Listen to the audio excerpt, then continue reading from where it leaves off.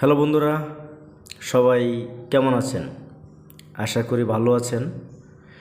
বন্ধুরা, আজকে আমাদের এলাকার যে আবহাওয়াটা ছিল, সকাল থেকে আবহাওয়া খুবই ভালো ছিল।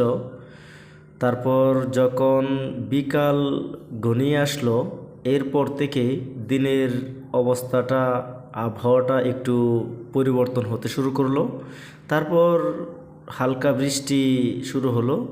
তারপর মোটামুটি মোটামুটি ভালোই বৃষ্টি হয়েছে।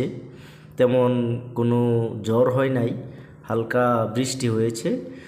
আমি ময়মনসিংহ ডিস্ট্রিক্টে আছি।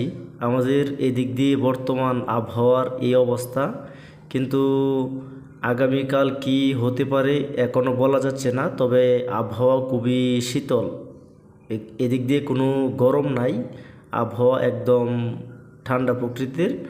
আগামীকালকের অবস্থা আপনাদেরকে অবশ্যই আমি জানাবো। আমার পাশে থাকুন। ধন্যবাদ সবাইকে।